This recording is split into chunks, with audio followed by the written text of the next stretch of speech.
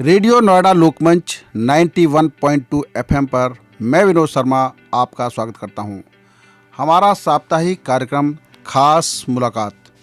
इस कार्यक्रम में हम आज आपकी मुलाकात करा रहे हैं जाने माने चार्टर्ड अकाउंटेंट और लेखक ओपी पारिक यानी ओम प्रकाश पारिक जी से, जिनका परिचय देना मेरा ज़रूरी फ़र्ज बनता है। और अपने श्रोताओं को मैं बता दूं कि पारिक जी 1972 में कलकत्ता से चार्टर्ड अकाउंटेंट का वो शुरू किया था, उन्होंने अपना पूरा किया था डिग्री शिक्षा के रूप में, और वो अब तक 4 किताबें लिख चुके हैं। हाल ही में उनकी एक पुस्तक का विमोचन किया गया है, उसका नाम है climate change A call for action. यह पुस्तक चर्चित इसलिए है कि समय के हिसाब से पर्यावरण को लेकर चिंता व्यक्त की गई है। जिस तरह से मौसम बदलाव हो रहा है, जलवायु परिवर्तन हो रहा है, उन सब मुद्दों पर हम उनसे बात करेंगे। मैं अपने स्टूडियो में पारिक जी का स्वागत करता हूं। पारिक जी नमस्कार। नमस्कार जी, नमस्कार। पारिक जी, थोड़ा सा एक अपने बैकग्राउंड में ले चलते हैं कि आपकी जीवन यात्रा बचपन में कैसे शुरू हुई, सबसे पहले ये बताइए। और दूसरी ये बात बताइए कि लेखन का शौक आपको कैसे लगा। जी हाँ जी, मैं बताता हूँ आपको। देखिए, मेरा जन्म राजस्थान के एक कस्बा है लक्ष्मणगढ़ सीकर, जी, ये सीकर डिस्ट्रिक्ट में है। और ये एक इलाका है जिसे शेखावाटी कहा जाता है, क्योंकि शेखावत राजपूतों का राज्य हुआ करता था वहां पे। तो उसमें जैसे सीकर है, झुंझुनू है, मुकुंदगढ़, नवलगढ़ है, फतेहपुर है, और इस तरह 4-5 ये जो जिले हैं, ये शेखावाटी का इलाका कहलाता है। इसमें लक्ष्मणगढ़ एक नगर है, वहाँ मेरा जन्म 1943 में हुआ। और जहाँ तक जीवन यात्रा का संबंध है, वो यात्रा ऐसी थी कि बहुत बड़ी ज्वाइंट फैमिली थी। अच्छा। परिवार था, उसमें बहुत सारे बच्चे थे, हम बहुत सारे लोग थे।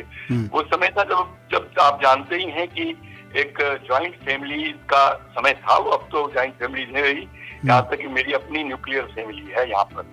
तो कहने का मतलब है कि उस माहौल में मैं उठा। तो दुर्भाग्य से 8 साल की उम्र में मेरी माता जी का देहांत हो गया। ओह, अच्छा। हाँ जी। और मेरे बड़े भाई जो थे एन पुरोहित जी, जिनकी दिल्ली ब्रांच का सीए फर्म का काम मैं देखता हूँ, वो उस समय करीब 16-17 साल के थे और वो कॉलेज में थे। तो आप ये समझिए कि हम 3 भाई और 1 बहन थी। तो ये चारों को पिता ने ही अपनी, उनकी बहन थी हमारी बुआ, उनके संरक्षण में हम पले बढ़े। पिता उस समय हार्डली 27-28 साल के थे जब माताजी की डेथ हुई। लेकिन पिता ने वो माताजी को इतना मतलब चाहते थे, उन्होंने कहा बस उसको कोई रिप्लेस नहीं कर सकता, तो मैं दूसरी शादी नहीं करूंगा। मेरी बुआ ने काफी जोर दिया, लेकिन वो नहीं माने और उन्होंने जीवन भर फिर शादी करी भी नहीं। अच्छा, उनका थोड़ा सा बैकग्राउंड बताना इसलिए जरूरी है कि वो राजस्थान में नहीं बल्कि कलकत्ता के बाजोरिया ग्रुप में, जो समय जूट किंग कहलाते थे, उसके अंदर जूट का व्यवसाय था, उसमें वो मुलाजिम हुए। बहुत कम उम्र में, 15 साल की 16 साल की उम्र में वो कलकत्ता चले गए थे और वहाँ वो मुलाजिम हो गए। और फिर वो वहाँ से चले गए आजकल जिसे आप बांग्लादेश कहते हैं, उस समय वो ईस्ट पाकिस्तान था। वहाँ बाजोरिया की एक मिल और बेलिंग कहते हैं उसको, एक बेलिंग फैक्ट्री होती थी, जूट बेलिंग, जूट की उसके वो जनरल मैनेजर बने। पाकिस्तानियों ने बहुत तंग किया। वो चाहते थे, एक तो एनिमी समझते थे, वो बहुत सारी प्रॉपर्टीज थी उधर इस पाकिस्तान में, मतलब फैक्ट्री कारखानों इस रूप में। तो उन्होंने तंग करना शुरू कर दिया। तो पिताजी फिर छोड़ छाड़ के, मतलब उनसे पूछ के बाद उनका यार छोड़ो, अब कुछ आनी जानी नहीं है, उसको एक तरह से अपनी मिल को बाजोरिया सेठ ने अबंडन कर दिया और पिताजी को बुला लिया कलकत्ता में। अच्छा। और फिर वो कलकत्ता उनकी नौकरी शिफ्ट हो गई। और मैं कोई मुश्किल से 12-13 साल का था, तो गांव से उन्होंने मुझे कलकत्ता बुला लिया। माँ तो थी नहीं, तो मैं और मेरे भाई दोनों कलकत्ता आ गए पिताजी के पास। पिताजी की बहुत अच्छी पोस्ट थी वहाँ कलकत्ता में। He was very close to, आप जानते हैं सेठों के जो सबसे नजदीक होते हैं उनका पावर बहुत होता है। बिल्कुल बिल्कुल। हाँ, तो बहुत अच्छा उनको क्वार्टर्स मिले हुए थे हुगली नदी के किनारे। मुझे नदी की बहुत याद आती है, मतलब हमारी जहाँ हम रहते थे वहाँ हुगली बिल्कुल पास में थी।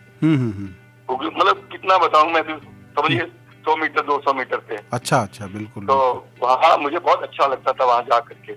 उसके बाद मेरी पढ़ाई वहीं पर हुई। वो एरिया काशीपुर कहलाती है कलकत्ता में जी। वहाँ की एक स्कूल थी, उस स्कूल के अंदर हिंदी स्कूल थी वो। उसके अंदर बहुत अच्छी स्कूल थी, उसमें मैं पढ़ा लिखा। फिर हम उस समय रह रहे थे हावड़ा के तलकिया इलाके में, और बांदा घाट एक घाट होता था नदी का, उसके आसपास ही वहाँ शिफ्ट कर गए थे क्वार्टर्स से जी। तो उसके बाद जब हम वहाँ आ गए तो फिर वहाँ से स्कूल जाना, स्कूल पास नहीं पड़ता था, इसलिए स्कूल जाते थे। लेकिन फिर वो जो कुछ वहाँ पे था रेंटेड एकोमोडेशन, वो सूट नहीं कर रहा था। तो फिर हम नदी के उस पार आ गए। जैसे हमारे यहाँ जमुना पार है, उसी तरह हावड़ा का इलाका जमुना पार है वहाँ का। अच्छा अच्छा। और कलकत्ता मेन दिल्ली है, मेन टाउन है कलकत्ता, बीच में नदी पड़ती है। तो हम नदी के उस मेन कलकत्ता आ गए जी। That area is called Goa Bagan, even Uttar Pradesh है, बहुत डेवलप, सांस्कृतिक रूप से बहुत डेवलप है। वो एरिया में हम लोग आ गए गोवा बागान जी। और उस एरिया में जो है हमारा रेंटेड एकोमोडेशन था एक्चुअली। हाँ हाँ, दैट वाज कॉल्ड तालीम तोल्ला लेन जी। तो उसमें हमारा रेंट एकोमोडेशन था। अच्छा, मेरे जो ये रुचि है ये कलकत्ता में इधर आने के बाद शुरू हुई।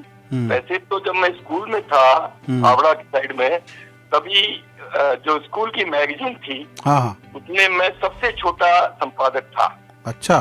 क्योंकि मुझे बचपन से ही कविता वगैरह लिखने का शौक था, और मेरी बच्चे होते हैं उनकी कोई कविता छप जाती है तो बहुत खुश होते हैं कि जैसे बहुत बड़े लेखक बन गए हो। तो मैं छप जाती थी उसमें, क्योंकि मैं खुद भी संपादक था उसमें जी। उसके बाद जब हम यहाँ आए तो उसके बाद यहाँ फिर मेरा मैट्रिकुलेशन पूरा हुआ। उस जमाने में मैट्रिक होता था एक्चुअली, मैट्रिक कहते थे उसको, 10वीं क्लास को जी। ये 10+2 10+3 नहीं होता था। हाँ हाँ। और वो करने के बाद में और मैं सिटी कॉलेज ऑफ कॉमर्स में आ गया, जो कॉलेज स्क्वायर में थी, ठीक कलकत्ता यूनिवर्सिटी के सामने अपोजिट में। जैसे यहाँ नॉर्थ कैंपस साउथ कैंपस है, कॉलेज स्क्वायर जो है बहुत बड़ा कैंपस है जिसमें इंडिया की सबसे प्रेस्टिजियस कॉलेज यानी प्रेसिडेंसी वहीं पर है।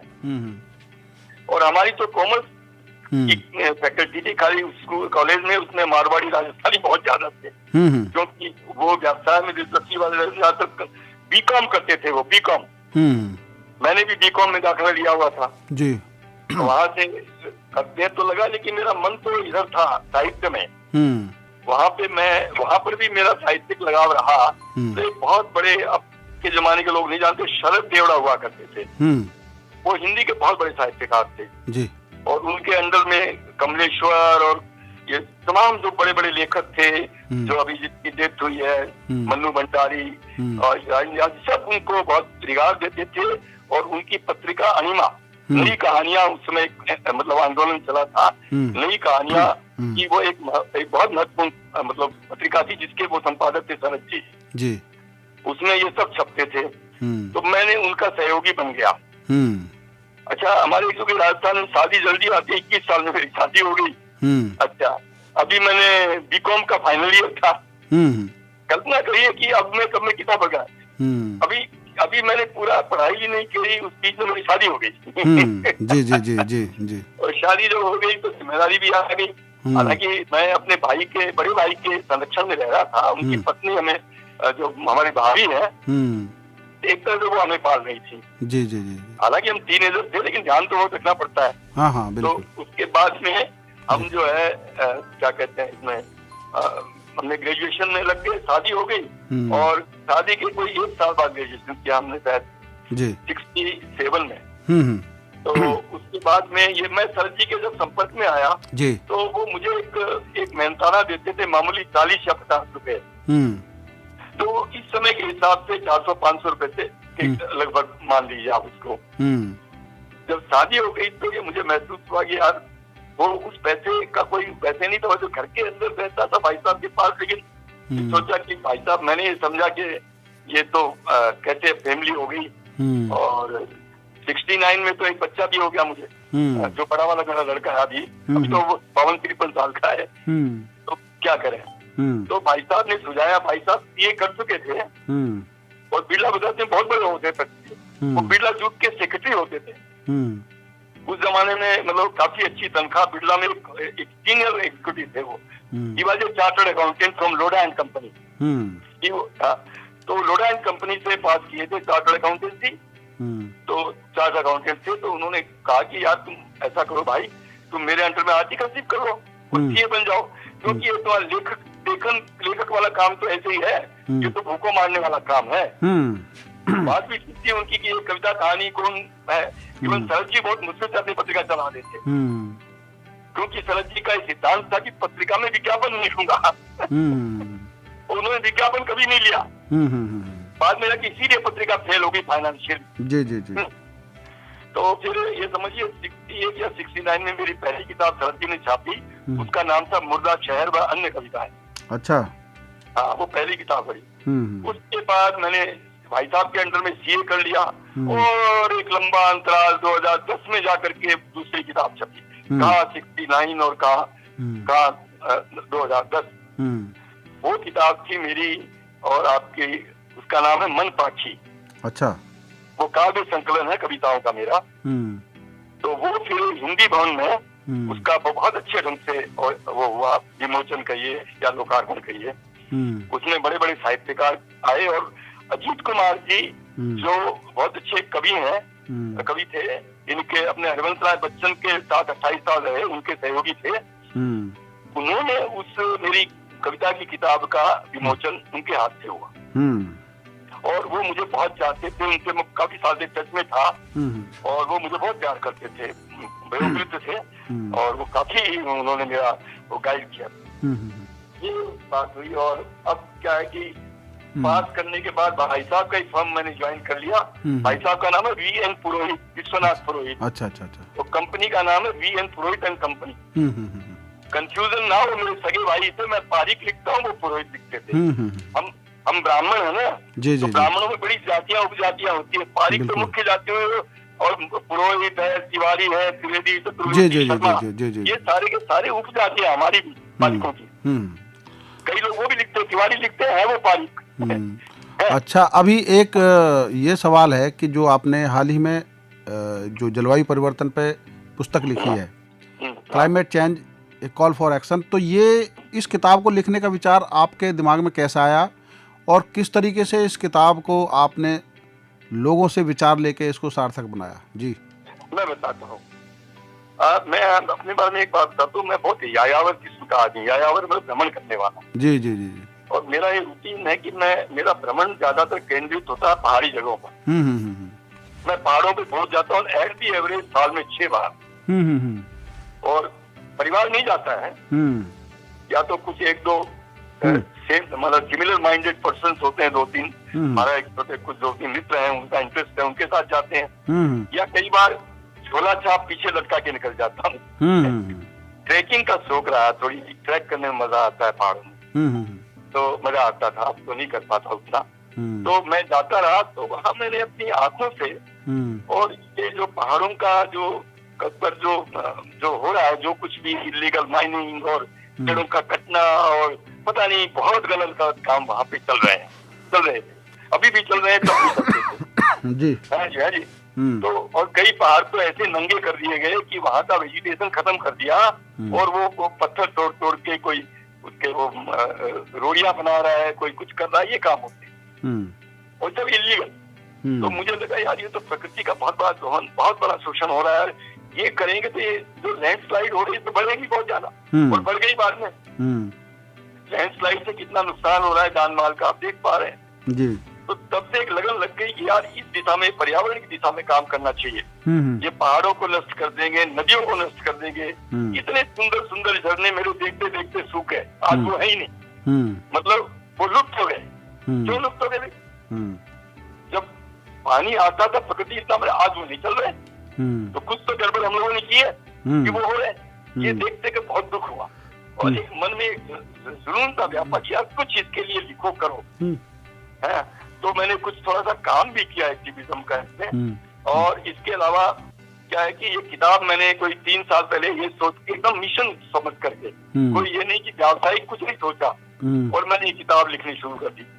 और इसमें आप जानते हैं, आप तो पत्रकार हैं, कि किताब इस तरह किताब लिखने में क्या होता है कि बहुत संदर्भ ग्रंथ वगैरह देखने पड़ते हैं, बहुत चीजों को देखना पड़ता है। तो राइटिंग, री राइटिंग, 2-2, 3-3 बार पब्लिशर का यार ये चैप्टर ठीक नहीं, इसको बढ़ाओ, दूसरा लिखो, ये लिखो, वो लिखो। उसके बाद में उसको एडिटिंग वो करता है, बार बार भेजता है कि इसको ठीक करो, इसको ठीक करो, एडिटिंग करके अप्रूवल कराता है। उसके बाद में उसको क्या, ये ऐसी चीज है कि मैं लिख रहा हूँ, लिखते लिखते कोई चीज में कोई अग्रसर हो गई, कोई ऐसी तरक्की आ गई, वो पिछला डाटा और फैक्ट्स फिगर्स जो है वो पुराने पड़ गए, फिर उसको अपडेट करो। ऑफिस बोलता है यार वो एक मीटिंग और हो गई सीओपी की, इसको भी ऐड करो, पता नहीं और हो गई, आईपीसीसी की रिपोर्ट नहीं आ गई, उसको करो। वो करते करते करते ये 3-3.5 साल इसमें गुजर गए जी। 1 साल हमारे पब्लिशर आपने लगा दिया, करता हूँ यार, मेरे और बहुत किताबें लगी हुई है, कर रहा हूँ कर करके ये बस थैंक गॉड, प्रभु को बहुत बहुत धन्यवाद, ईश्वर को, ये अब जाकर के ऐसी समय पे पब्लिश हुई जब इसकी जरूरत है। पैंडेमिक की वजह से लोग जो है बहुत इसमें जागरूक हो गए कि यार ये पैंडेमिक की तरह से, ये अगर ये महामारी, तो वो तो महामारी थी, और ये प्रकृति का प्रकोप से जो मारी आएगी या महामारी आएगी उसको कौन रोकेगा। तो जो शिक्षित समाज है, तो हालांकि उसमें अवेयरनेस है ऑलरेडी, लेकिन अवेयरनेस है, करते कुछ नहीं है। प्लास्टिक की थैलियां भी यूज करेंगे, पानी भी बर्बाद करेंगे, धुआं भी करेंगे, मोटर पेट्रोल की मोटर भी, कार भी चलाएंगे, सब करेंगे। खाली सुनेंगे बात, पढ़ेंगे सारी बात, तब पता है कि क्या नुकसान हो रहा है, लेकिन नहीं करेंगे। तो मैंने नाम ये कॉल फॉर एक्शन इसलिए लिखा कि एक्ट करो, एक्ट, कार्रवाई करो, एक्शन करो, खाली बातों से नहीं होता। और ये व्यक्तिगत लेवल पे नहीं है, देशों ने भी इसमें बहुत ज्यादती कर रखी है। कि देखिए 2015 में और पेरिस एग्रीमेंट हुआ, उसमें एक निर्णय लिया गया, एक बातों पे मान्यता हुई कि हम ये काम करेंगे, कुछ नहीं हुआ।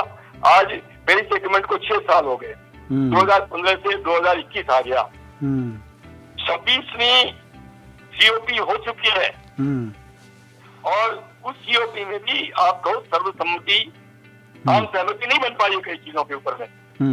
डेवलप्ड कंट्री चाहते हैं कि खुद तो मजे करें, जबकि वो जिम्मेदार ज्यादा है। ये तो 200 साल में प्रकृति का विनाश किया इन लोगों ने किया, क्या इनकी तो इंडस्ट्रियल प्रोग्रेस हो गई।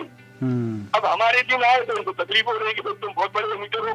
इंडिया है भी तीसरा बड़ा एमिटर, चाइना नंबर 1 है, लेकिन जो डेवलप्ड कंट्रीज है वो हम पे जोर डाले कि तुम कोयला बंद कर दो, तुम पेट्रोल का यूज करो। अरे कोयले बिना हम करें क्या, हम कहा थे तुम्हारे पास तो इतना पैसा नहीं है कि हम तुम्हारे वाले ग्रीन प्रोजेक्ट लगाए करें, हमने करना है, या हमने कोई चीज रिन्यूएबल एनर्जी का काम करना, तो पैसे दो भाई हमें। जी जी जी, क्योंकि गंदगी तो तुमने फैलाई है, गंदगी हमारे यहाँ गलत चीजों की तुम करते हो, सारे ई वेस्ट तुम भेज देते हो चुपके चुपके उसमें जहाजों में डाल करके, और पर्यावरण हमारा खराब करते हो।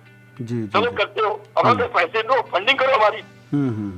मेरा उसके अंदर किताब में इन चीजों पे जोर दिया गया है। और किताब की सबसे बड़ी खासियत है कि मैंने 7 किताबें अमेजन पे और देखी, और उनके रिव्यूज देखे, तो मुझे पता चला कि वो 1-2 डायमेंशन को छू रहे हैं। मेरी किताब में 12 डायमेंशन जो होते हैं, इसके आयाम, यानी जलवायु पर 12 डायमेंशन के आयाम पे विस्तृत चलता है, अलग अलग। किसी किताब में नहीं दुनिया में आज तक, अभी तक जो किताबें छपी है, उसमें 12 के 12 डायमेंशन नहीं लिए गए हैं। सोचने की बात है, इसलिए ज्यादा महत्वपूर्ण है किताब। अभी तो डिपेंड करता है भाई how public receive this book. एक तो आपने जैसे देखा होगा, कई लोगों ने हिंदी में होती तो हम देखते हैं। जी। अब हिंदी का तो अनुवाद करवाएंगे, 5-6 महीने 8 महीने लगेंगे उसमें, क्योंकि पब्लिशर भी इंटरेस्टेड है हिंदी में करने में। जी। लेकिन ये परिस्थिति है कि ये समस्या देखिए, प्रकृति का आपने नुकसान किया, प्रकृति गुस्से में, प्रकृति आपको छोड़ने वाली नहीं है।